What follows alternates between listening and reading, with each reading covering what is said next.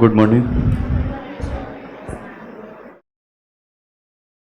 अच्छा, इसमें 7 से 9 बैच में जो आए थे सुबह, तो पहले 7 बजे मैथ के क्लास करना था, उसके बाद से फिर 8 बजे उसका जीके जीएस का क्लास था। हेलो, उसको बुलाओ भाई, कहाँ चल।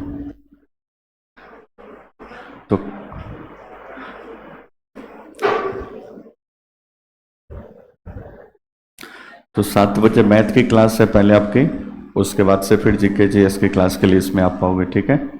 वो थोड़ा सा कम करो।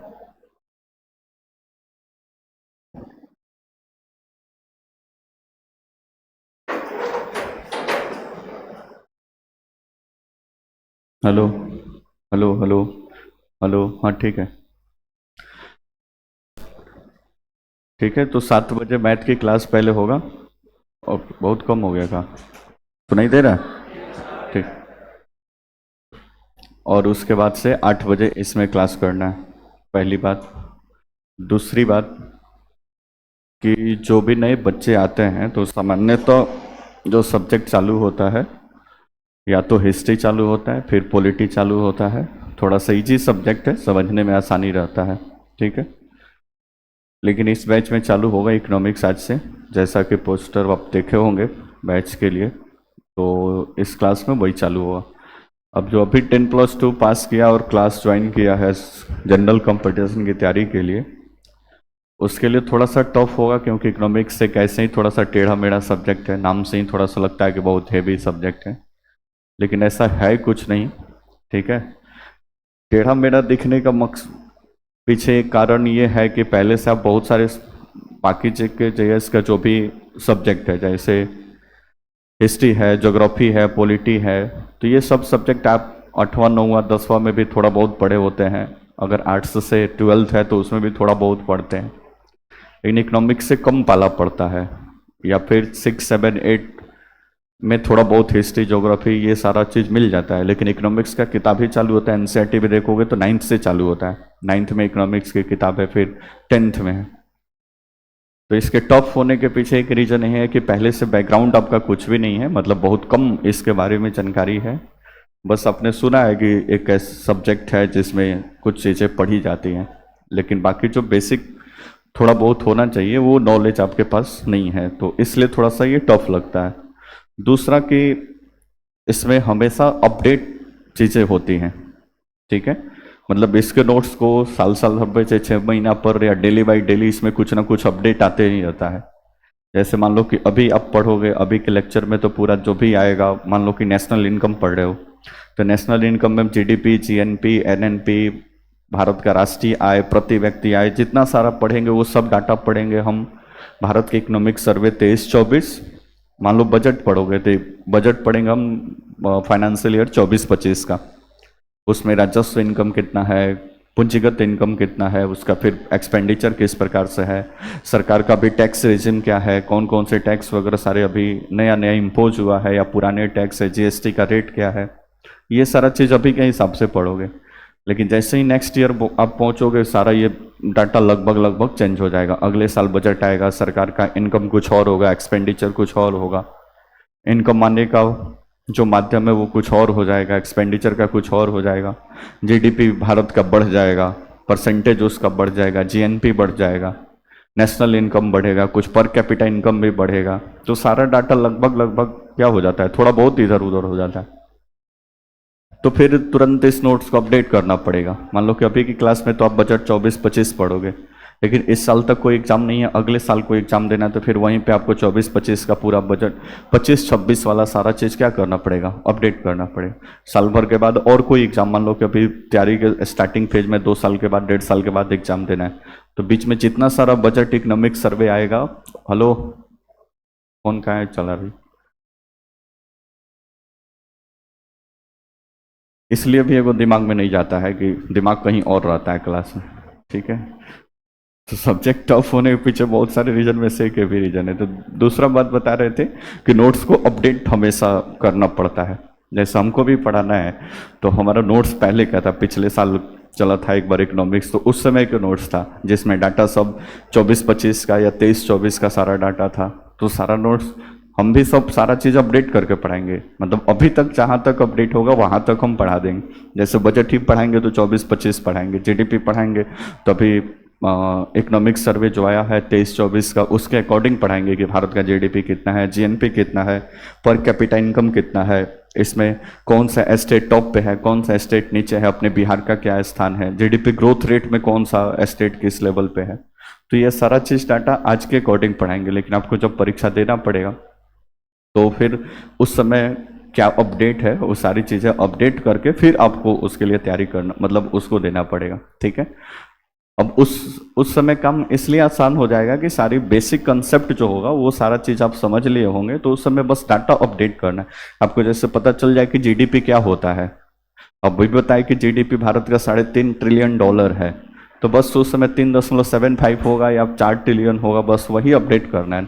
बाकी सारी चीज़ें तो आपको पहले से पता है कि जीडीपी क्या होता है, फिर जीएनपी कैसे निकालते हैं, सारा चीज़ अगर पता है कि मार्केट प्राइस ये है, फैक्टर प्राइस ये है, ऐसे ऐसे कैलकुलेट किया जाता है, भारत सरकार का ये डिपार्टमेंट इसको निकालता है, तो बेसिक एक बार आपको पता हो जाएगा तो फिर चीज़ें आपको अपडेट करने में कोई दिक्कत परेशानी नहीं होगा, पहली बात। दूसरी बात, तो लेटेस्ट कोई एग्ज़ाम देना होगा तब तो ज़्यादा अपडेट नहीं करना पड़ेगा, लेकिन मान लो कि 1.5-2 साल के बाद कोई पेपर देना है, तब फिर वहाँ पे चीज़ें आपको क्या करनी पड़ेगी, अपडेट करनी पड़ेगी, नहीं तो फिर काम नहीं बनेगा। तो इकोनॉमिक्स के टफनेस के पीछे एक तो पहले से बैकग्राउंड सामान्य तो कुछ नहीं है, आप पहले से सारे सब्जेक्ट पढ़े हैं, लेकिन इस सब्जेक्ट को बहुत कम पढ़े हैं या न के बराबर पढ़े हैं। ठीक है, जैसे इसी में अधिकांश लोग हैं, तो 2-4 लोग हैं जो यहाँ पढ़े होंगे, लेकिन इससे पहले कोई कुछ पढ़ा होगा इसका कोई अंदाज़ा नहीं है, थोड़ा बहुत मान लीजिए किताब वोताब आप देखे होंगे, तो ये चीज़ें होंगी। तो पहला तो आपका बैकग्राउंड नहीं है, दूसरा कि हमेशा इसमें अपडेट की ज़रूरत होती है। जब भी नया बजट, इकोनॉमिक सर्वे, ये सारा चीज़ आएगा या देश में हमेशा कुछ ना कुछ, जैसे आरबीआई पढ़ोगे तो आरबीआई का मॉनेटरी पॉलिसी हर एक 2-2 माह पे अपडेट होता है, पिछले 2-2 माह पे अपडेट होता है, तो मान लो तो जो अभी लेटेस्ट अपडेट होगा वो तो हम बता देंगे, लेकिन फिर 2 माह जैसे ही बीतेगा उसका आरबीआई का मॉनेटरी पॉलिसी के अंतर्गत repo rate, reverse repo rate, bank rate, ये सारा क्या हो जाएगा, चेंज होगा, या फिर कुछ ना कुछ उसमें क्या आएगा, अपडेट आएगा। तो जाहिर सी बात है कि उसमें आपको भी कुछ ना कुछ वहाँ पे कॉपी में क्या करना पड़ेगा, अपडेट करना। इन्फ्लेशन पढ़ोगे, मुद्रास्फीति, तो मुद्रास्फीति की दर अभी कुछ और है, 1 महीना के बाद या 3 माही रिपोर्ट आएगा भारत सरकार का, उसमें मुद्रास्फीति का दर या तो बढ़ जाएगा या तो घट जाएगा, तो फिर वहाँ पे आपको क्या करना पड़ेगा, अपडेट। ठीक है, तो ये थोड़ी सी इसकी टफनेस को और क्या कर देता है, बढ़ा देता है। पहले तो आपका बैकग्राउंड नहीं है, और दूसरा ये है कि इसमें हमेशा अपडेट की ज़रूरत पड़ती है। ठीक है, लेकिन घबराने की कोई आवश्यकता नहीं, स्टेप बाय स्टेप धीरे धीरे चीज़ों को समझते जाएंगे, और जितना बताया जाए उतना करते जाओगे साथ साथ में क्लास में, तो फिर कुछ दिन के बाद जब इकोनॉमिक्स ख़त्म होगा, इतना तो नॉलेज आपके पास हो जाएगा कि चीज़ें ज़्यादा मतलब टफ नहीं होगी। ठीक है, अब इसमें दिक्कत क्या होता है कि देखो क्लास चालू हुआ, 2-4-5 दिन क्लास करोगे, फिर जिस दिन कुछ इंपॉर्टेंट चलना होगा, मान लो कि नेशनल इनकम जिस दिन चालू करना है और जीडीपी के हम क्लास ले रहे हो, उसी दिन आप अपसेंट हो जाओ। अगले 1 सप्ताह जब तक नेशनल इनकम खत्म नहीं हो जाएगा तब तक वो चीज़ समझ में नहीं आएगी। ठीक है, क्योंकि पूरा नेशनल इनकम का बेस ही है कि ग्रॉस डोमेस्टिक प्रोडक्ट या जीडीपी के बारे में आपको बढ़िया से क्या हो, जानकारी हो। एक जीडीपी की जानकारी नहीं होगी तो फिर आप हमेशा परेशान होते रहोगे कि जब बैंकिंग व्यवस्था पढ़ेंगे वहाँ पे भी इस टर्म का इस्तेमाल होगा, इन्फ्लेशन पढ़ेंगे वहाँ पे भी इस टर्म का इस्तेमाल होगा। तो बीच बीच में क्लास छोड़ छोड़ के, और जो 1-2 दिन बीच में चले जाते हो, फिर 2-4 दिन के बाद आते हो, फिर 2 दिन इधर गायब हो गए, फिर 3-4 दिन, तो इस सब्जेक्ट को टेकअप कर पाना क्या हो जाएगा, मुश्किल हो जाएगा। पॉलिटी हिस्ट्री है, ठीक है भाई, राष्ट्रपति चैप्टर चल रहा है, 2 दिन नहीं आए, ठीक है, कॉपी मांग के नोट कर लिए, तो पड़ोसी समझा भी देगा, कोई दिक्कत परेशानी नहीं हो, लेकिन इसको समझना थोड़ा सा क्या है, टफ है। इसलिए आप को कोशिश करना है कि क्लास मिस ना हो, जो भी क्लास में बताया जाए उसको घर पे जाकर उसको अच्छे से फॉलो करें, 1-2 घंटा इस पर पढ़ें, तब जाकर ये बढ़िया से आप समझ पाएंगे, नहीं तो फिर दिक्कत परेशानी क्रिएट हो जाएगा और आपको भी समझ में नहीं गया, फिर हम पे ब्लेम करेंगे कि सर का समझाने का तरीका ही नहीं है। हम अपने तरफ से पूरी तरह से बेस्ट ऑफ द बेस्ट जो भी समझाने का तरीका होगा उस हिसाब से समझाएंगे, और कोशिश करेंगे कि आपको सारी चीज़ें, अगर पहली बार पढ़ रहे हैं तभी, दूसरी बार पढ़ रहे हैं तभी, या कभी नहीं पढ़े हैं तभी, चीज़ें इतनी आसानी से सारी चीज़ें हो जाए कि आपको स्टेप बाय स्टेप सारी चीज़ें क्या हो जाए, समझ में आ जाए। कि कोई आपसे आकर पूछ दे कि जीडीपी क्या होता है, तो पहले की अपेक्षा आपके नॉलेज में इतनी तो जरूर बढ़ोतरी हो जाए कि उसको थोड़ा बहुत बता दे कि एक देश की सीमा रेखा के अंतर्गत एक फाइनेंशियल ईयर में जो भी चीज़, वस्तु और सेवा का उत्पादन होता है उसका अंतिम मूल्य क्या होता है, जीडीपी होता है। ठीक है, कैलकुलेशन इसका एक फाइनेंशियल ईयर किया जाता है जो 1 अप्रैल से चालू होकर 31 मार्च तक चलता है।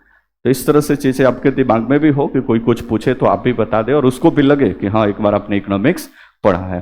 ठीक है, तो इस तरह से चीज़ें डिस्कस करेंगे, पहली बात। दूसरी बात, आगे तो आज के क्लास में हम सिलेबस वगैरह सारा चीज़ डिस्कस करेंगे, क्या क्या इसमें पढ़ना है, क्योंकि कोई भी सब्जेक्ट है पहले उसका दायरा ही नहीं पता होगा कि क्या कुछ इसमें पढ़ना है, तो फिर हमेशा भटकाव की स्थिति हो जाएगी। मान लो कि हम जीडीपी पढ़ा रहे हैं, हमको पता नहीं कि आगे भी कितना बाकी है, कहाँ तक क्लास चलेगा, कैसे चलेगा, कैसे पढ़ाई होगा, कौन कौन सा किताब है। तो ये सारी जितनी चीज़ें हैं उसको आज के क्लास में डिस्कस कर लेंगे। इसका एक इकोनॉमिक्स का पूरा होल सिलेबस क्या है, सबसे टॉप लेवल के एग्जाम को ध्यान में रखते हुए, उसके बाद से फिर इसको पढ़ने के लिए क्या क्या रिसोर्स को आप फॉलो कर सकते हैं इसको एक बार देख लेंगे, और कैसे पूरा क्लास चलेगा और कैसे इस क्लास को आगे बढ़ाया जाएगा, ये सारा चीज़ आज के डिस्कशन का मुद्दा है। ठीक है, तो ये इकोनॉमिक्स चालू होगा। तो जो भी नए बच्चे हैं वो भी ज़्यादा परेशान नहीं होंगे, आप एक बार पढ़िए, फिर दोबारा कभी अपडेट करना होगा तो क्लास में तो चलते ही रहता है, कभी इस बैच में चला तो कभी दूसरे बैच में चलेगा, तो अपने हिसाब से आप चाहें तो उसको अपडेट कर सकते हैं, कोई दिक्कत परेशानी नहीं होगी। जो पहले से पढ़े हैं वो भी ज़्यादा परेशान होने की बात नहीं है, आप चीज़ों को चाहें तो साथ में अपडेट कर सकते हैं, या फिर दोबारा पढ़ेंगे तो जाहिर सी बात है कुछ ना कुछ तो इसमें नया मिलेगा ही, जो भी चीज़ इकोनॉमिक्स में अपडेट हुआ होगा वो सारा चीज़ अपडेट के साथ मिलेगा, तो इस तरह से होगा। ठीक है, तो ये कक्षा चालू होगी इकोनॉमिक्स। ठीक है, अब बेसिक डेफिनेशन, अभी सिलेबस पे हम बात करेंगे। बेसिक डेफिनेशन अगर बात करें कि इकोनॉमिक्स अर्थशास्त्र, दो शब्द आप सुनते हैं, एक होता है अर्थशास्त्र इकोनॉमिक्स, और एक को बोलते हैं अर्थव्यवस्था। नाम सुने होंगे, ये दोनों में थोड़ा सा फर्क है, पहले इसको समझ लेते हैं, उसके बाद से फिर आगे सिलेबस वगैरह सारी चीज़ें डिस्कस करेंगे। या फिर इस सब्जेक्ट की जरूरत क्यों पड़ी, हिस्ट्री पॉलिटी इकोनॉमिक्स ये सारा चीज़ चल ही रहा था, तो फिर इस सब्जेक्ट को पढ़ने की आवश्यकता क्यों पड़ गई कि मानव के द्वारा एक नया सब्जेक्ट बनाएगा। हालांकि ये शुरुआत से नहीं चलता था, ये लगभग 1750 से 1760 के दशक में जब संसाधनों के लिए मारामारी स्टार्ट हुआ कि इस संसाधन पे मेरा अधिकार है, इस संसाधन पे मेरा अधिकार है, और संसाधनों के स्कार्सिटी के चलते, उसके दुर्लभता के चलते जब चीज़ें टफ होने लगी, तब आगे चलकर धीरे धीरे ये सब्जेक्ट के रूप में इवॉल्व हुआ और फिर धीरे धीरे एक सब्जेक्ट के रूप में ये स्थापित हुआ। ठीक है, तो पहले दो बातों को समझ लेते हैं, उसके बाद से फिर सिलेबस वगैरह लिखेंगे तो चीज़ें थोड़ा सा आसान होगी। अच्छा, अर्थशास्त्र पहले समझते हैं। जैसे आप पढ़ते हैं संविधान और राज्य व्यवस्था, नाम सुने हैं, कभी नहीं सुने हैं तो बाद में सुन लेंगे। तो एक होता है संविधान, एक होता है राज्य व्यवस्था। राज्य व्यवस्था का मतलब होता है, सामान्यतः मतलब होता है राज्य का व्यवस्था चलाना, क्या कहलाता है, राज्य व्यवस्था। अब राज्य का व्यवस्था कैसे चलेगा, तो इसके लिए हमारा प्रॉपर एक संविधान बना हुआ है। संविधान में जो भी चीज़ें हैं उसको जिस देश का संविधान है उस देश में मतलब लागू करते हैं, उसी का अप्लाइड पार्ट जो होता है उसी को हम क्या बोलते हैं, राज्य व्यवस्था। तो वैसे ही अर्थशास्त्र और अर्थव्यवस्था भी है। अर्थशास्त्र पूरी तरह से एक थ्योरेटिकल पार्ट है जिसमें मनी को केंद्र में रखकर किस तरह से संसाधनों का बंटवारा किया जाए, किस तरह से संसाधनों का बेहतर इस्तेमाल किया जाए कि व्यक्ति को मैक्सिमम से मैक्सिमम खुशी या संतुष्टि प्राप्त हो सके। इस पूरे डॉक्यूमेंट या इस पूरे थ्योरी को हम क्या बोलते हैं, अर्थशास्त्र। जब इसी को किसी कंट्री में अप्लाई कर दिया जाता है तो फिर उसको अर्थव्यवस्था के श्रेणी में ला दिया जाता है। जैसे इंडियन इकोनॉमी आपने सुना होगा, भारतीय अर्थव्यवस्था, भारतीय अर्थशास्त्र नहीं सुने। तो दुनिया में अर्थशास्त्र का जो भी थ्योरी है, जो भी कंसेप्ट है, वो किताब में एक टेक्स्ट के रूप में सब किताब में लिखा हुआ है। उसी को जब किसी देश में अप्लाई करते हैं, अलग अलग देश के जनसंख्या, वहाँ के लोकेशन, इन सारी चीज़ों को ध्यान में रखकर ये सब अलग अलग होता है। तो जिस देश में इसको लागू करेंगे उस देश के इकोनॉमी या फिर अर्थव्यवस्था के नाम से ये जाना जाएगा, पहली बात। दूसरी बात, एक एग्जाम्पल से शुरू करते हैं कि अर्थशास्त्र क्यों जरूरत पड़ी। मान लीजिए कि जो बच्चा गोपालगंज रूम लेकर रह रहा है, उसके पास 5,000 रुपया उसको सौंपा गया, एक मंथ में उसको 5,000 रुपया सौंपा गया कि आपको एक मंथ का इसमें खर्च चलाना है अपने पूरे सारी चीज़ों को मैनेज करते हुए। फिर अगला जो 5,000 का इंस्टॉलमेंट है वो नेक्स्ट मंथ में मिलेगा। मान लो कि 5 तारीख को ये मिला, अगले 5 तारीख तक दूसरा आएगा, कोई दिक्कत परेशानी। अब ये जब 5,000 रुपया उसके पास मिला तो एक लिमिटेड संसाधन क्या है, लिमिटेड है कि उसको 5,000 ही मिलेगा। बहुत विकट परिस्थिति ना हो जाए, मान लो तबीयत बहुत ज़्यादा खराब हो जाए तो 2-4-5 हज़ार मिल जाए, वो अलग बात है, लेकिन सामान्य कंडीशन में उसको कितना मिलेगा, 5,000 रुपये। तो उसके पास जो संसाधन होगा, संसाधन रिसोर्स, वो कितने का है, 5,000 का, मतलब उसके पास 5,000 संसाधन, लेकिन उसकी जो जरूरत है वो क्या है, अनलिमिटेड है। वो चाहता है कि 5,000 में सब कुछ थोड़ा बहुत कर ले, ठीक है। तो मान लो कि वो इसको एलोकेट, मतलब एलोकेशन करता है कि कहाँ पे इस 5,000 रुपये को खर्च करना है, ठीक है। तो मान लीजिए कि इसमें से 1,500 रुपये बोलता है कि हम रूम रेंट के लिए खर्च कर देंगे, बोलो ना जैस नो, 1,500 रुपये किसके लिए, रूम रेंट के लिए। उसमें से मान लो कि 1,000 रुपया फी के लिए खर्च कर देता है, कोई कोचिंग इंस्टीट्यूट या कुछ ऐसा करता है तो 1,000 रुपया फी के लिए।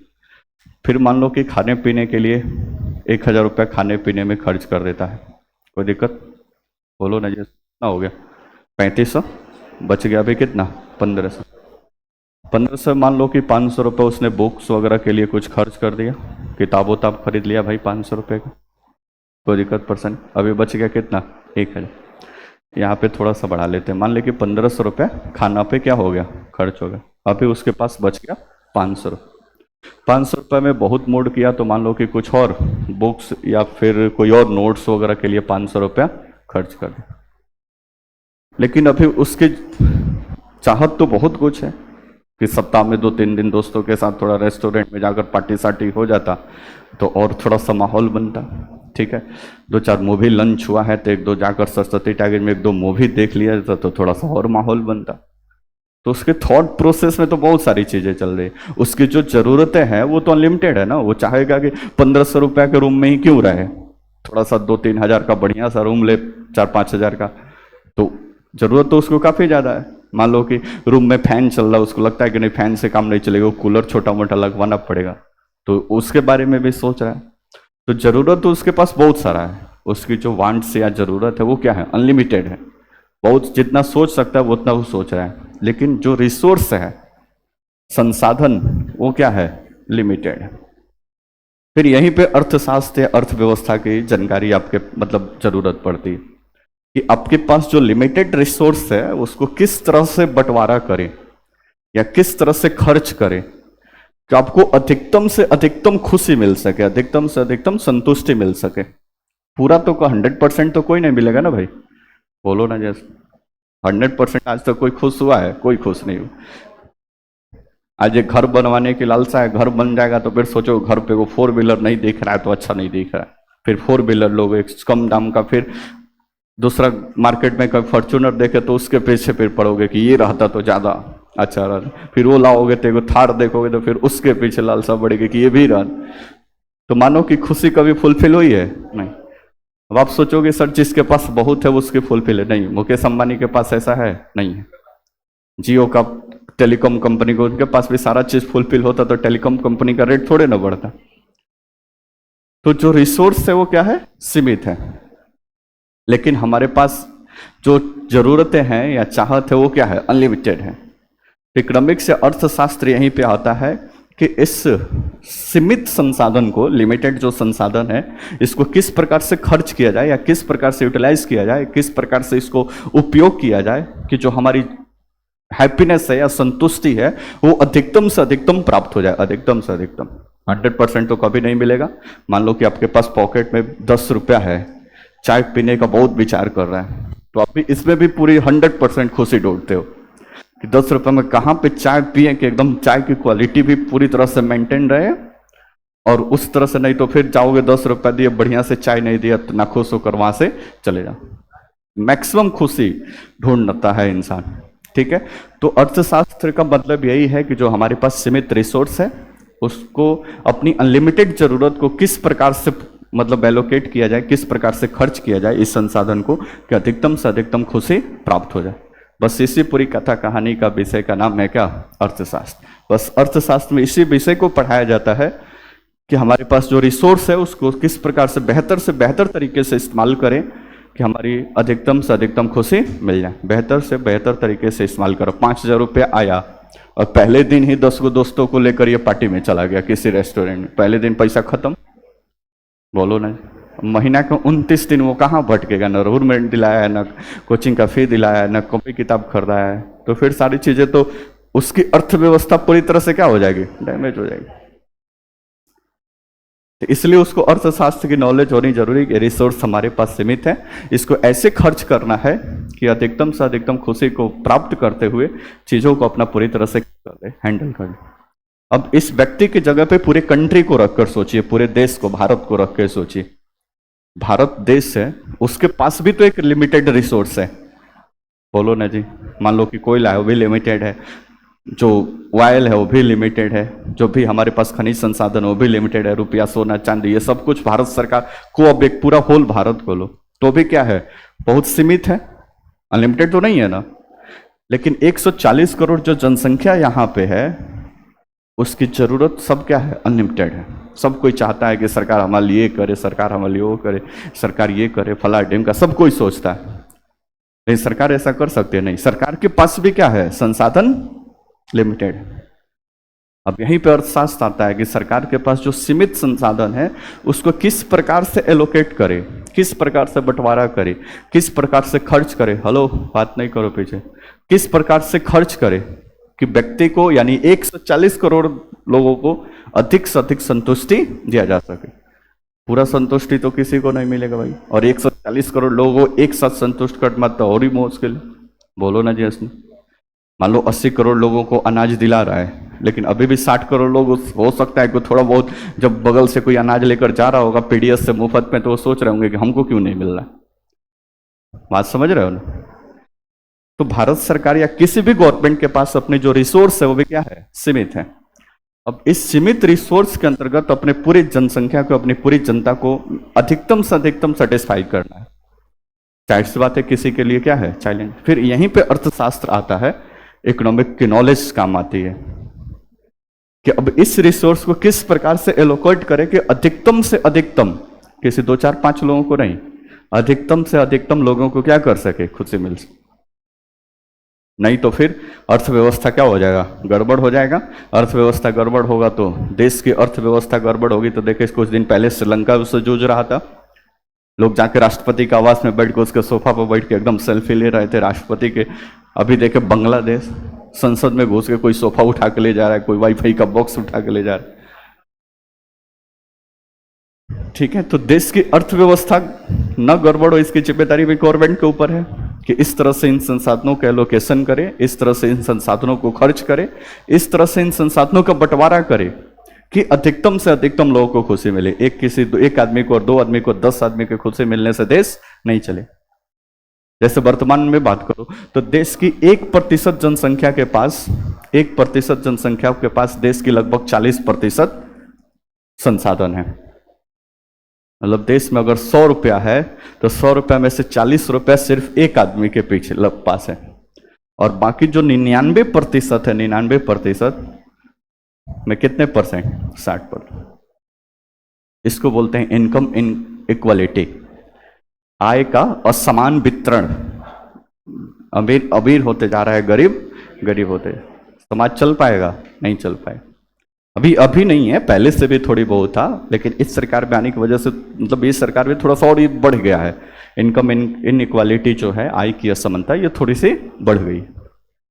अच्छा, बीच बीच में सरकार का नाम आएगा, सरकार का योजना परियोजना, जिससे ज्यादा ना खुश मत हो जाना, दिल पे मत लेना कि सरकार का बुराई चल रहा है। जो बात है वो क्या किया जाएगा, बताया जाएगा। ठीक है, तो इस तरह से संसाधनों का एलोकेशन है। अब एक तरफ देखते हो कि भारत में कितने लोग गरीब हैं, और दूसरी तरफ देखते हो कि अच्छा, भारत में सबसे ज्यादा गरीब लोग भी भारत में है और सबसे ज्यादा अमीर लोग भी भारत में ही है। अभी बोले 1% आबादी के पास देश का 40% संसाधन है, बाकी 99% के पास 60%। इस तरह से मतलब थोड़ी सी व्यवस्था चल रही है। जैसे अभी एक और डाटा और है इसके रिगार्डिंग संसाधनों के बंटवारा को लेकर। ठीक है, कि जो भारत की जनसंख्या, मतलब भारत के 3% लोग हैं, 3%, 1% से थोड़ा बढ़ा रहा है, 3% लोग हैं, उनके पास लगभग 60% से अधिक संसाधन है, और बाकी 97% के बाद 40% संसाधन। बात समझे? तो यहीं पे अर्थव्यवस्था और फिर आपका ये सब्जेक्ट उभर कर आता है कि आपके पास जो सीमित रिसोर्स है उसको किस प्रकार से एलोकेट किया जाए, किस प्रकार से बंटवारा किया जाए, किस प्रकार से खर्च किया जाए कि किसी एक आदमी, दो आदमी, चार आदमी को नहीं, अधिकतम लोगों को अधिकतम संतुष्टि प्राप्त हो सके। जैसे 10 रुपये आप खर्च करते हैं और चाहते हैं कि एकदम बेस्ट से बेस्ट चाय मिले और सेटिस्फाइड होकर हम वहां से जाएं, वैसे ही सरकार अपने इस संसाधनों को इस प्रकार से यूटिलाइज करे, इस प्रकार से इस्तेमाल करे कि अधिकतम से अधिकतम खुशी प्राप्त किया जाए। 100% तो कभी पॉसिबल नहीं है, किसी भी देश के साथ यही होता है। तो हमारे अर्थशास्त्र नामक सब्जेक्ट में बस इसी को पढ़ा जाता है कि इस लिमिटेड रिसोर्स को किस प्रकार से इस्तेमाल किया जाए कि अपने देश की जनता को अधिकतम से अधिकतम संतुष्टि प्राप्त हो जाए। यहाँ तक कोई दिक्कत? अब इसके 2 पार्ट होते हैं। अच्छा, तो ये हो गया अर्थशास्त्र। अब ये जहाँ पे सारा लिखा हुआ है कि किस तरह से कैसे ये सारे चीज हैंडल करना है, वो वही किसी देश में अगर अप्लाई कर दिया जाए तो फिर उसी को हम क्या बोलते हैं? अर्थव्यवस्था बोलते हैं। जैसे अर्थशास्त्र के इस सिद्धांत को कि अधिकतम से अधिकतम किस प्रकार से अधिकतम संतुष्टि प्राप्त किया जाए, इस सिद्धांत को जिस कंट्री में लागू किया जाएगा, अप्लाई किया जाएगा, उस देश की अर्थव्यवस्था के नाम से जाना जाए। भारत में लागू किया गया जब भारतीय अर्थव्यवस्था, चीन में लागू किया गया तो चीन की अर्थव्यवस्था। बात समझ में आ रहा है? अमेरिका होगा तो अमेरिका की अर्थव्यवस्था। इस तरह से इसको देखा जाता है। अब इसके भी 2 पार्ट है जो हमारी अर्थशास्त्र, इसके 2 पार्ट है। एक होता है मैक्रो इकोनॉमी, नाम सुने होंगे, एक होता है माइक्रो इकोनॉमी, व्यष्टि और समष्टि अर्थशास्त्र। आगे इन सारी चीजें लिखेंगे, अभी आपको परेशान होने की आवश्यकता नहीं है। एक होता है मैक्रो इकोनॉमी और एक होता है माइक्रो इकोनॉमी। सबसे पहले माइक्रो, छोटा वालों को समझे।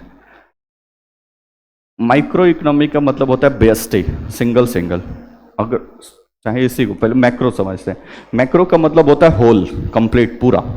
जैसे मान लो कि देश की अर्थव्यवस्था के बारे में आप कुछ नॉलेज, देश के पूरा जीडीपी, पूरे देश की जीडीपी निकालते हैं, तो पूरे देश के जीडीपी ऑल की बात हो रही है तो ये किस में चला जाएगा? मैक्रो में। कोई दिक्कत? पूरा देश का इनकम, नेशनल इनकम निकाल रहे हैं, राष्ट्रीय आय, तो एक बड़े लेवल पे देख रहे हैं तो भी किस में चला जाएगा? मैक्रो में, बड़े लेवल पर। मैक्रो, माइक्रो मतलब छोटा, इतना तो समझते हो ना। व्यष्टि समष्टि अर्थशास्त्र इसका सामान्य सा मतलब होता है। ठीक है?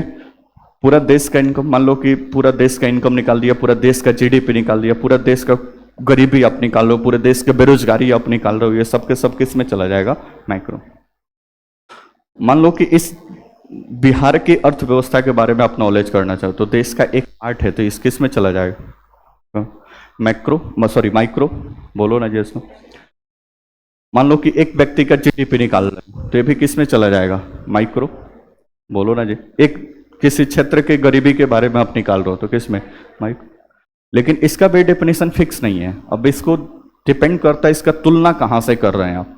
मान लो कि बिहार और भारत का तुलना हो रहा है तो बिहार हो गया आपका माइक्रो इकोनॉमिक्स, जबकि भारत का मान लो भारत का जीडीपी मैक्रो इकोनॉमिक्स, तो बिहार का इकोनॉमिक्स माइक्रो इकोनॉमिक्स। मान लो कि बिहार और गोपालगंज जिले की तुलना कर रहे हैं हम, तो बिहार का इकोनॉमिक्स, जो बिहार का जीडीपी होगा वो मैक्रो में चला जाएगा, गोपालगंज का किस में चला जाएगा? माइक्रो।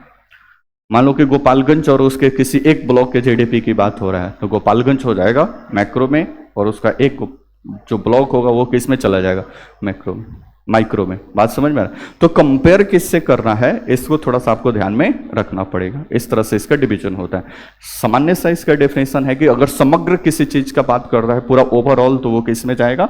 मैक्रो में। और किसी विशेष वस्तु विशेष या व्यक्ति विशेष पे हम बात कर रहे हैं तो किस पे चला जाएगा? माइक्रो में चला।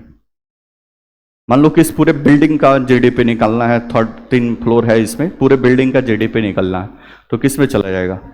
मैक्रो में, क्योंकि पूरा का निकालना है। लेकिन एक इसमें से किसी एक फ्लैट, मतलब एक फ्लोर का निकालना है तो किस में चला जाएगा?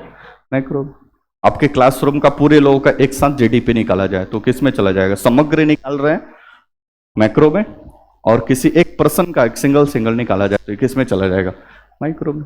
सिंपल सा लॉजिक। आपके पूरे परिवार का इनकम निकाला जाए और तुलना आपके एक पर्सन से उसमें किया जा रहा है तो आपके पूरे परिवार का इनकम समग्र किस में चला जाएगा? मैक्रो में। और उसी में से किसी एक व्यक्ति का इनकम निकाला जा रहा है, सिंगल पर्सन का, तो किस में चला जाएगा?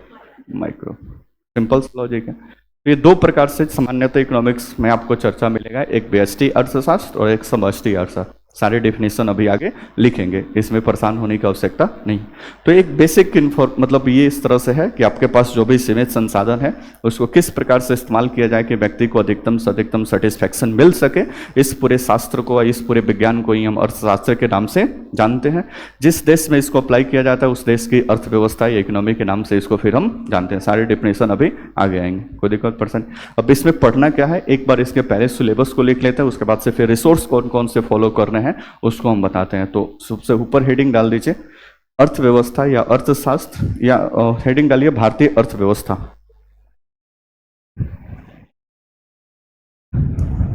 भारतीय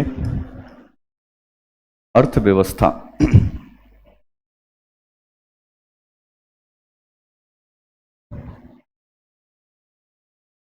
और नीचे लिख दीजिए सिलेबस या पाठ्यक्रम।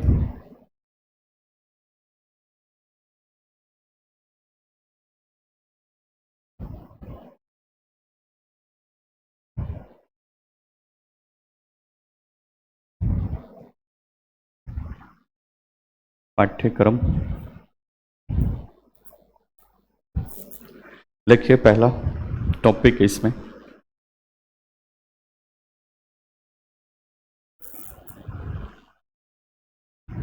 अर्थव्यवस्था एक परिचय।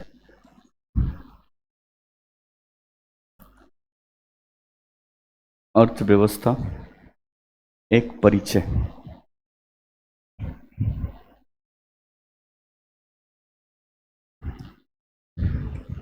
अर्थव्यवस्था एक परिचय, या इसको बेसिक ऑफ इकोनॉमी भी लिख सकते हो। इकोनॉमी का बेसिक इसमें हम देखेंगे। बोर्ड पर देखो क्या क्या इसमें हम स्पेशली पढ़ेंगे, थोड़ा सा हाईलाइट आपको बताते चलते हैं।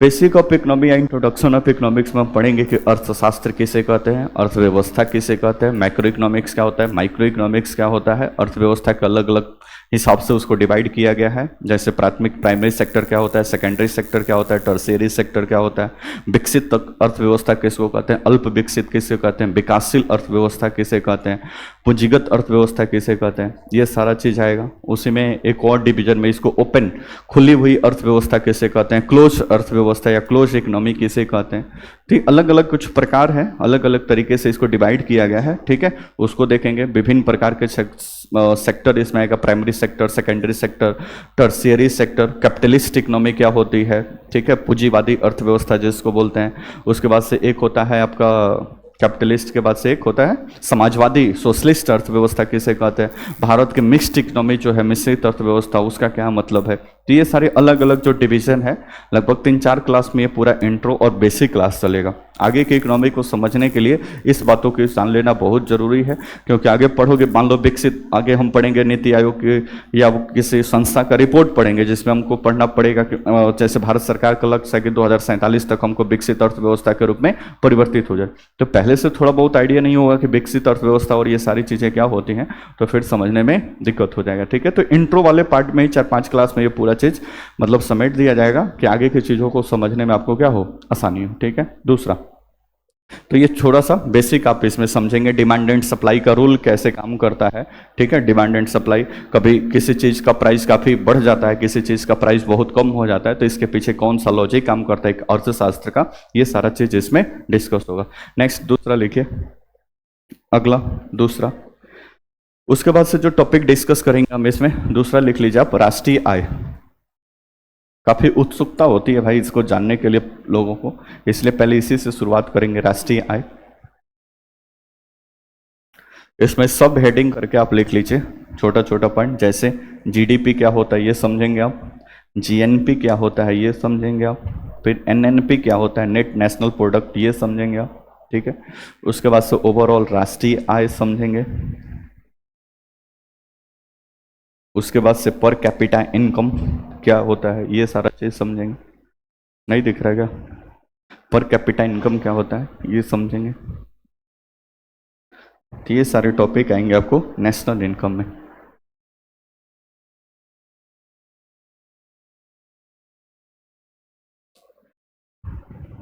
नेक्स्ट लिखे, अगला टॉपिक इसी का पार्ट ही है लेकिन अलग उसको लिखे, आर्थिक समृद्धि एवं आर्थिक विकास।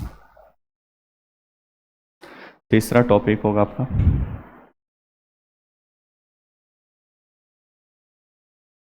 आर्थिक समृद्धि एवं आर्थिक विकास।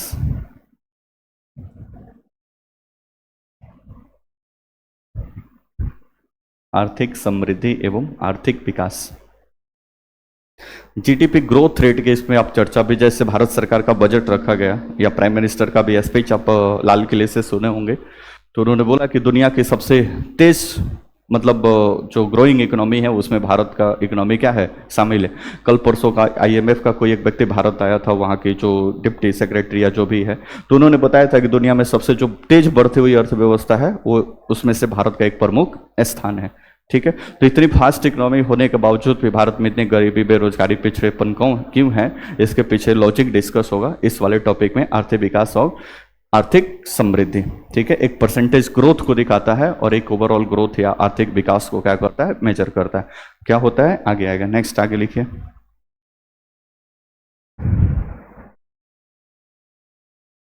नेक्स्ट आप लिख लीजिए, इसमें अगला टॉपिक होगा आपका मुद्रा एवं बैंकिंग।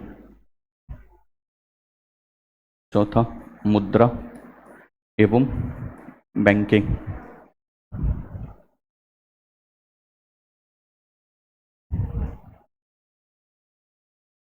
मनी एंड बैंकिंग, मुद्रा एवं बैंकिंग। इसमें सब पॉइंट लिखिए 5-6 ठो, क्या क्या पढ़ेंगे इसमें हम।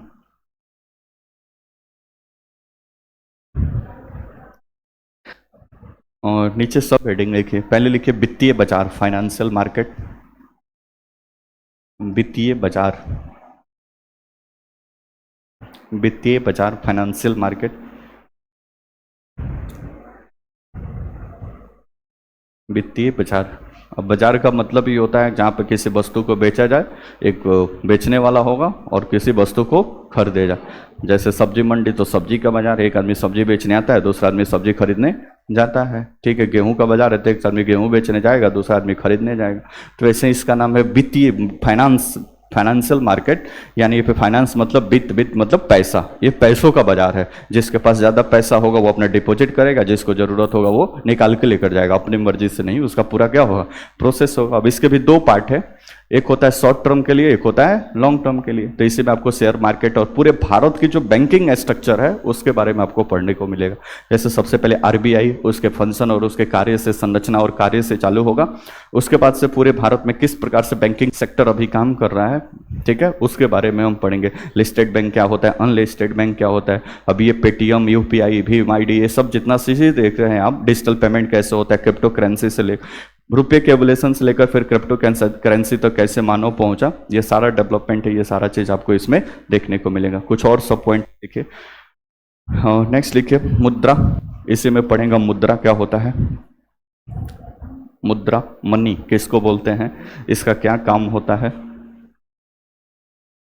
नेक्स्ट आगे लिखिए, इसी में भारतीय रिजर्व बैंक, आरबीआई। भारतीय रिजर्व बैंक की संरचना एवं उसके कार्य, आरबीआई की संरचना एवं उसके कार्य, एवं उसके कार्य।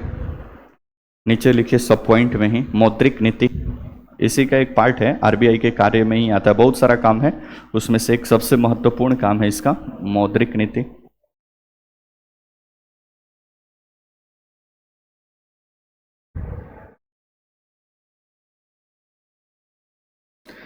नेक्स्ट लिखिए भारत की बैंकिंग व्यवस्था, अगला पॉइंट।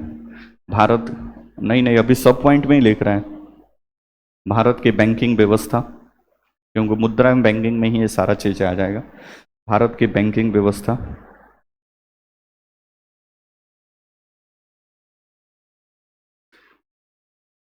ठीक है, तो इसमें आपको बहुत सारे चीज़ें मिलेंगी। प्राइवेट बैंक क्या होता है, ठीक है, सरकारी बैंक, सार्वजनिक बैंक जिसको आप बोलते हैं उसको क्या होता है, अनुसूचित बैंक, गैर अनुसूचित बैंक, वाणिज्यिक बैंक, ठीक है, स्मॉल फाइनेंस बैंक, ये सब कैसे काम करते हैं, कैसे इनको रेगुलेशन, रूल रेगुलेशन क्या कुछ है, ये सारा चीज़ इसमें डिस्कस किया जाएगा। नेक्स्ट आगे लिखिए। भारत में मुख्य टॉपिक में आप लिखिए भारत में पूंजी बाजार, पांचवा। भारत में पूंजी बाजार, पूंजी बाजार, कैपिटल मार्केट इसको बोलते हैं, पूंजी बाजार।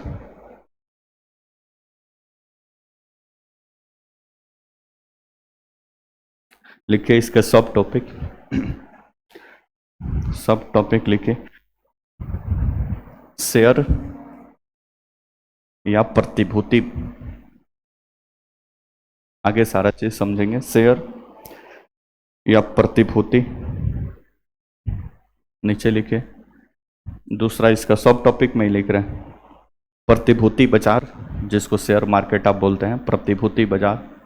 सेंसेक्स निफ्टी का नाम सुने होंगे, ये सारा चीज, सेंसेक्स कब बढ़ता है कब घटता है, इसमें कैसे सारी प्रोसेस होता है, इसका प्राथमिक बाजार क्या होता है, द्वितीयक बाजार क्या होता है, आप जो शेयर की खरीद बिक्री करते हैं वो किस मार्केट में करते हैं, कैसे ये सारी चीजें हैंडल होता है। भारत का SEBI security exchange board of India इस पूरे चीजों को क्या करता है, रेगुलेट करता है भारत के शेयर मार्केट को। तो ये सारा चीज आएगा। तो एक और इसमें लिख लीजिए, सेबी के बारे में भी पढ़ेंगे यहाँ पे, security exchange board of India जो इसको पूरा रेगुलेट करता है।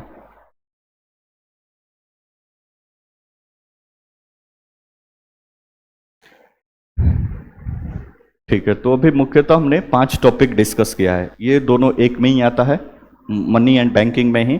ये मुद्रा बाजार का सारा लिखे हैं, ये पूंजी बाजार का लिखे हैं, तो ये दोनों एक में ही आता है। पीछे ये देखे, अच्छा 2-3 नहीं लिखे हैं, ठीक है। तो ये सारा चीज राष्ट्रीय इनकम वाला एक चीज आता है, ठीक है। तीसरा चौथा क्या लिखे आप, अच्छा आर्थिक समृद्धि और आर्थिक विकास, और ठीक है, और दूसरा राष्ट्रीय, ठीक है।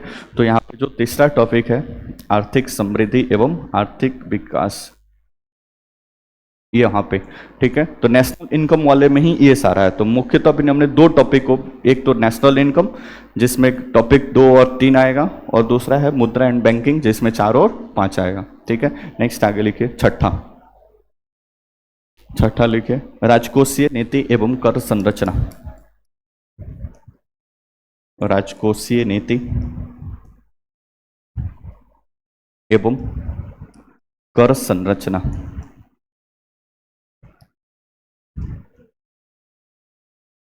राजकोषीय नीति एवं कर संरचना,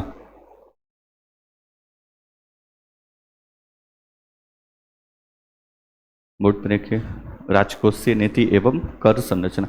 अब इस टॉपिक में क्या आपको पढ़ना है, बोर्ड पर देखो, इसका नाम ही है कि राजकोषीय नीति, यानी राज्य का जो कोष है उसके लिए क्या करना, नीति बनाना। राज्य का कोष किसके पास है, तो भारत सरकार के पास है। तो भारत सरकार के पास जो भी पैसा है उसके लिए एक नीति बनाना, और उन संसाधनों को इस प्रकार से इस्तेमाल करना कि अधिकतम से अधिक, व्यष्टि से लेकर समष्टि तक, यानी पर्सनल से लेकर पूरे लार्ज स्केल पर, कंट्री के लेवल पे भी अधिक से अधिक संतुष्टि प्राप्त किया जा सके। तो इसमें आपको राजकोषीय नीति का ही एक पार्ट है, भारत सरकार का जो डॉक्यूमेंट राजकोषीय नीति के परिणाम स्वरूप निकलता है उसको हम सामान्यतः बोलते हैं बजट। तो इसमें स्पेशली बजट के बारे में पढ़ेंगे, बजट कैसे बनता है, कौन बनाता है, कब से भारत में बजट की शुरुआत हुई, ठीक है, इसके बारे में सारा चीज। बजट के 2 पार्ट है, ठीक है, इनकम और एक्सपेंडिचर, राजस्व। फिर इनकम के भी 2 पार्ट है, राजस्व इनकम, पूंजीगत इनकम। व्यय के भी 2 पार्ट है, राजस्व व्यय, पूंजीगत व्यय।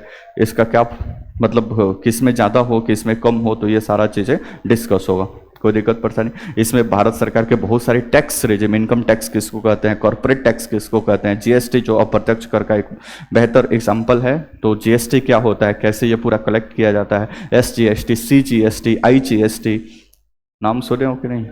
तो ये सारा चीज डिस्कस होगा इस वाले टॉपिक में। कुछ सब पॉइंट लिखे इसमें, छठा था ना ये, लीजिए सब पॉइंट नीचे लिखिए। राजकोषीय नीति, नीचे सब पॉइंट लिखते चलिए। राजकोषीय नीति डैश बजट, मतलब इसी का पार्ट है राजकोषीय नीति, हल्का सा डैश देकर लिख दीजिए बजट, ये पढ़ेंगे इसमें।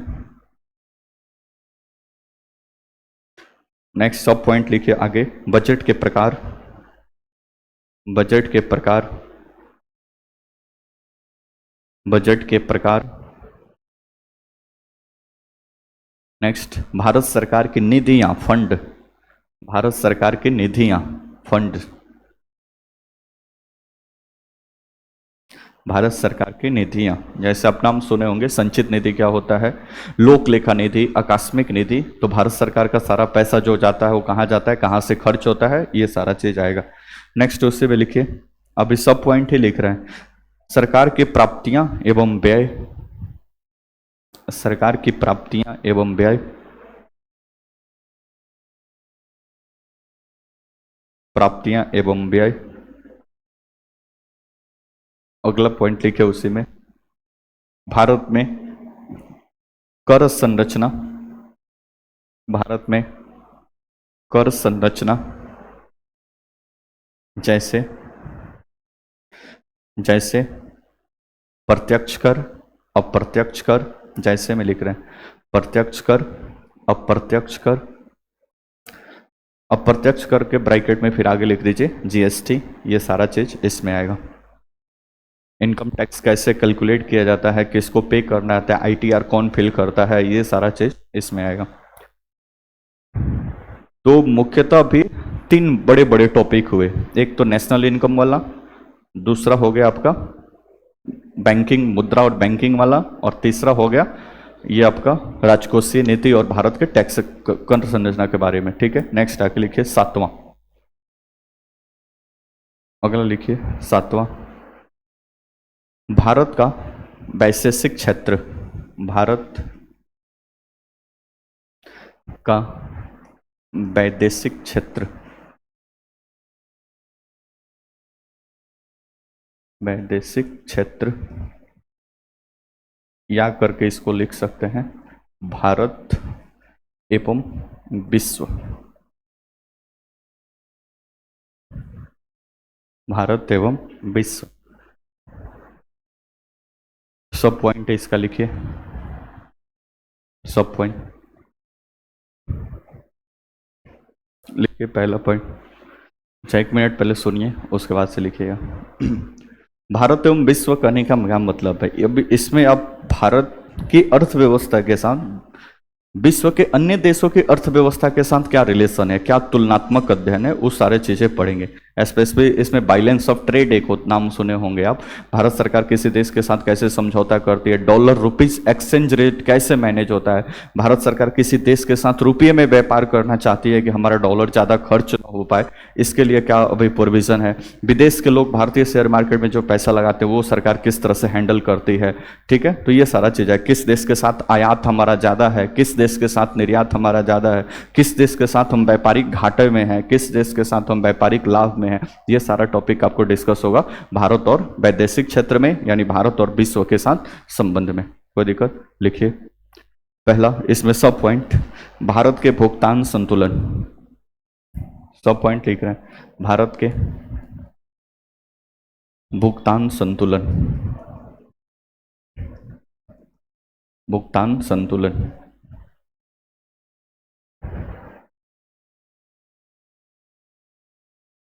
अगला पॉइंट, विदेशी विनिमय दर, विदेशी विनिमय दर, विदेशी विनिमय दर मतलब डॉलर रुपी एक्सचेंज रेट कैसे हैंडल होता है, कौन इसको देखता है, ये सारा चीज।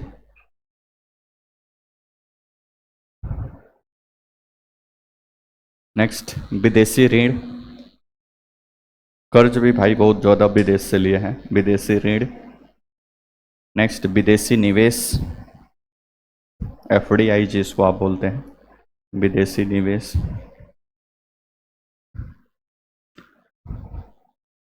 ये सारा चीज पढ़ेंगे। ठीक है, नेक्स्ट विदेशी निवेश 9 है ये, विदेशी निवेश। अगला पॉइंट लिखिए, अगला 8वां पॉइंट लिखिए, भारतीय अर्थव्यवस्था के महत्वपूर्ण क्षेत्रक, भारतीय अर्थव्यवस्था के महत्वपूर्ण क्षेत्रक। इसमें हम प्राइमरी सेक्टर एग्रीकल्चर के बारे में, सेकेंडरी सेक्टर उद्योग के बारे में, भारतीय अर्थव्यवस्था के महत्वपूर्ण क्षेत्रक।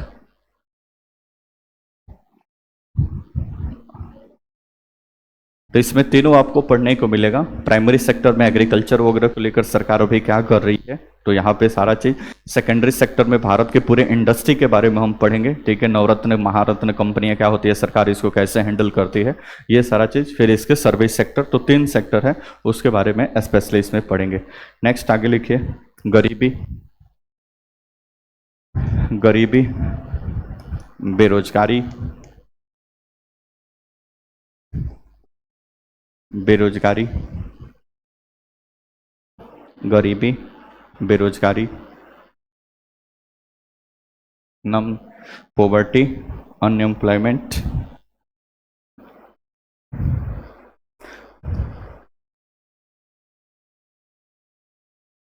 नेक्स्ट एक पॉइंट और लिखिए,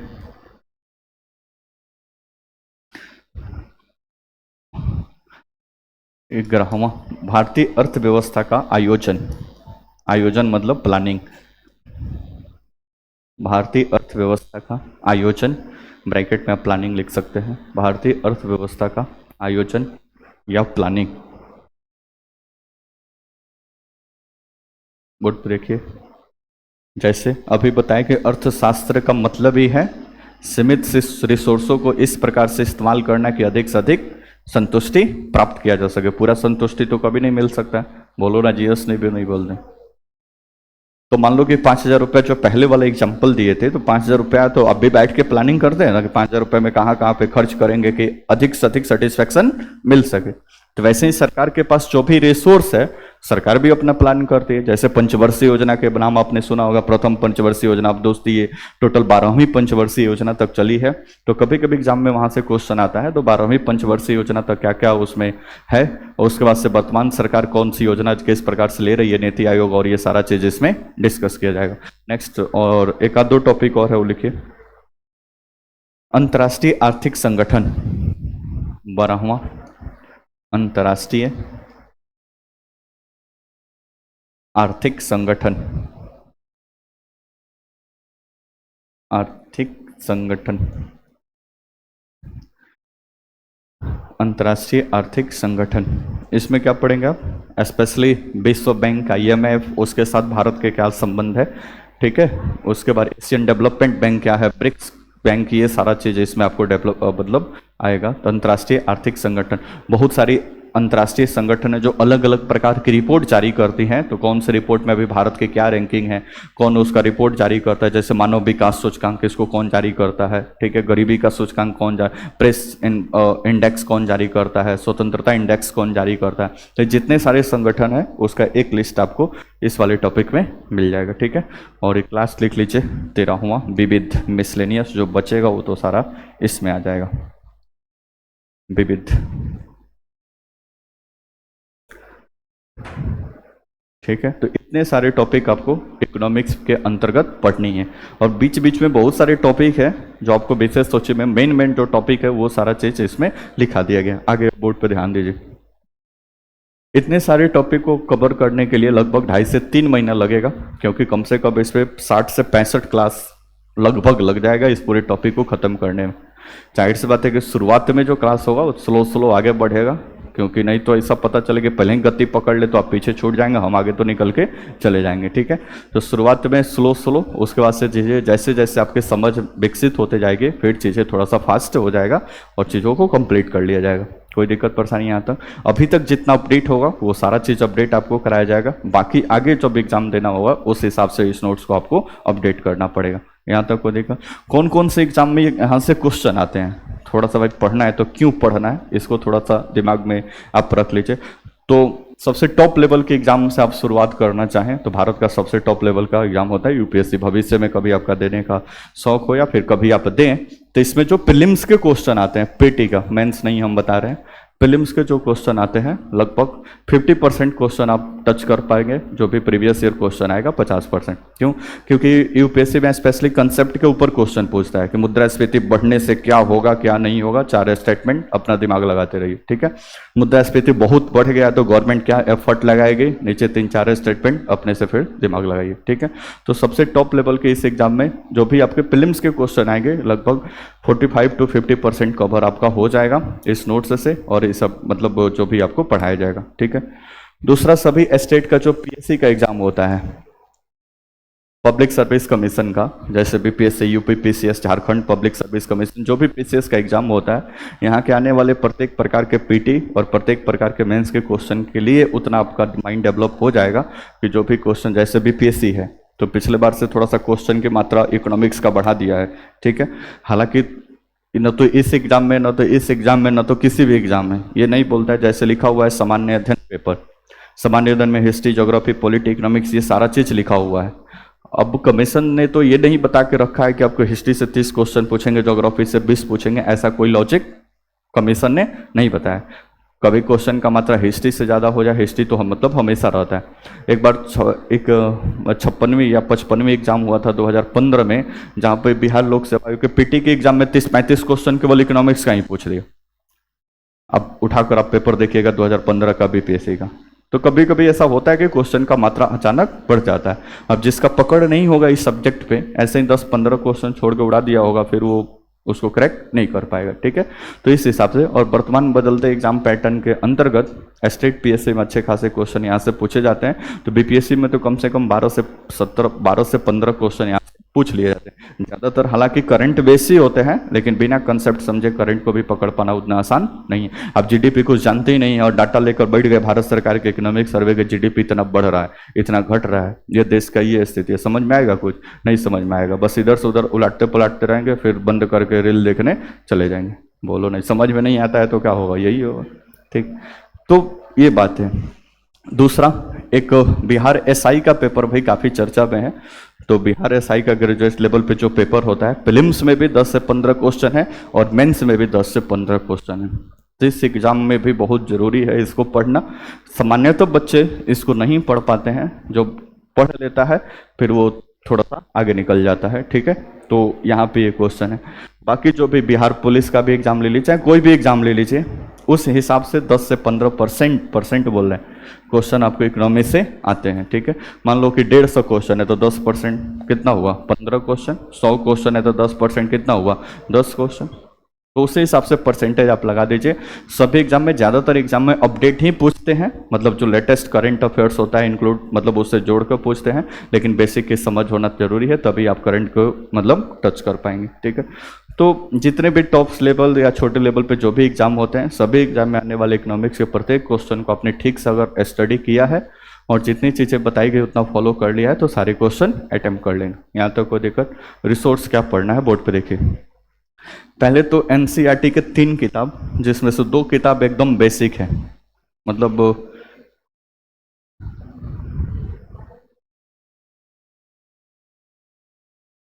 एक है 9th का एनसीईआरटी और एक है 10th का एनसीईआरटी, जो बहुत मतलब पतला पतला बुक है, आपको पढ़ने में खूब उसको इंटरेस्ट भी आएगा।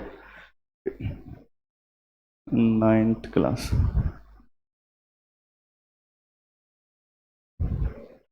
विज्ञान,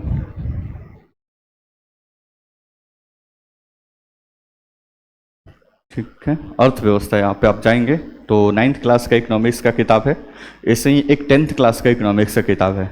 ये दोनों किताबों के एकदम बहुत पतला 40 से 45 पेज का है। ठीक है, जो थोड़ा सा बड़े लेवल पे एग्जाम की तैयारी कर रहे हैं, हम तो कहेंगे कि वो किताब ही आप खरीद लीजिए, 30-35 रुपये में एक किताब आएगा, और हार्ड कॉपी अपने पास रखिए, या फिर ऐसे आपको पढ़ना है तो फिर चाहे तो इसको पीडीएफ भी पढ़ सकते हैं, कोई दिक्कत परेशानी नहीं है। ठीक है, अब इसमें चैप्टर वाइज सारी चीज़ें नहीं मिलेंगी, जैसे 9th किताब एक बेसिक इकोनॉमिक की समझ आपको बताएगा कि महत्वपूर्ण क्षेत्र क्या है, किस प्रकार से एग्रीकल्चर सर्वे से कैसे कैलकुलेट होता है, ये सारा चीज़ 10th के क्लास में उससे थोड़ा सा और अपडेट चीज़ें आपको मिलेंगी। ठीक है, तो ये 2 किताब है। इसके साथ एक 11th का तो 3-4 किताब है, लेकिन 11th के सारे किताब आपको नहीं पढ़ना है। एक किताब इसमें से आपको हम बता रहे हैं, 11th समाजशास्त्र, पॉलिटिकल साइंस, भूगोल, इतिहास और अर्थव्यवस्था। तो अर्थव्यवस्था का ये वाला किताब है ना, भारतीय अर्थव्यवस्था का विकास, इंडियन इकोनॉमिक डेवलपमेंट, ये आपके सभी एग्जाम का टॉपिक है। ठीक है, देश आज़ाद हुआ उस समय इकोनॉमिक कंडीशन हमारी क्या थी, अंग्रेज जब छोड़ कर गए, अंग्रेज को छोड़कर जाने के बाद पंडित नेहरू, फिर इंदिरा गांधी, फिर उसके बाद से कैसे कैसे हमारा इकोनॉमिक डेवलपमेंट हुआ, फिर 1991-92 में हमारे देश की अर्थव्यवस्था में क्या क्राइसिस आया, फिर वहाँ पे एलपीजी रिफॉर्म, उदारीकरण, वैश्वीकरण और निजीकरण हमको क्यों लेना पड़ा, फिर ये सारा चीज़ मिलेगी। उसके बाद से आपका एक टॉपिक सस्टेनेबल डेवलपमेंट आता है, वो किस प्रकार से सारी चीज़ें होंगी, मतलब इकोनॉमी का विकास भी करना है और संसाधनों को ठीक से इस्तेमाल भी करना है, तो ये सारा टॉपिक इसमें आ जाएगा। तो ये 3 ही एनसीईआरटी का किताब पढ़ना है आपको मेनली। ठीक है, तो बेसिक समझ के लिए आप इसको पढ़ सकते हैं। ठीक है, एक उसके बाद से एक किताब और आप लेना चाहे तो अदर्स किताब में तो बहुत सारा किताब है, आप ज़्यादा उसमें भटकना नहीं है। कि एक किताब है दृष्टि आईएएस का क्विक रिवीजन बुक आता है, ठीक है, जैसे ये वाला किताब है क्विक रिवीजन बुक, ये सभी सब्जेक्ट का अपना है क्विक रिवीजन बुक, ठीक है। तो ये मत समझिए कि इस कोचिंग का हम प्रचार प्रसार कर रहे हैं, ठीक है। बुक बढ़िया आता है इसका, क्योंकि कंटेंट के लेवल पे मतलब बढ़िया सारा चीज़ इसमें रहता है, ठीक है। तो दृष्टि आईएएस का क्विक रिवीजन बुक है अर्थव्यवस्था का, आप इसको ले लीजिए, आसान लैंग्वेज में लिखा हुआ है, सारी चीज़ें आप समझ लेंगे। लेटेस्ट अपडेट देख लीजिएगा, जो आएगा अभी कुछ दिन के बाद बजट इकोनॉमिक सर्वे आएगा, तो अपडेट उसका आएगा, तो उसको आप ले लीजिएगा, कोई दिक्कत। तो ये एक किताब और 3 एनसीईआरटी तो सेल्फ पढ़ना है, ठीक है। उसके बाद से जो नोट्स आपको क्लास में नोट करवाया जाएगा वो अपने आप में भी काफ़ी अच्छे खासा सफिशिएंट होगा, लेटेस्ट अपडेट के साथ बहुत सारे किताबों को पढ़ने समझने और निचोड़ उसका होगा। तो सबसे महत्वपूर्ण तो नोट्स होगा, लेकिन घर पे कोई एक रिसोर्स पढ़ने के लिए हो तो फिर ये डिस्ट्रिक्ट रिवीजन होगा, तो वो टॉपिक थोड़ा आप घर पे अपना माथा पच्ची करके आएंगे तो चीज़ें यहाँ पे समझने में आसानी होगी, ठीक है। तो इतना जो काम कर लेगा वो पढ़ लिख के प्रबुद्ध हो जाएगा, मतलब उसको ज्ञान की प्राप्ति हो जाएगी गौतम बुद्ध की तरह। आज जो नहीं पढ़ेगा तो फिर वो ज्ञान की प्राप्ति करने के लिए लगातार संघर्षशील रहेगा, ठीक है।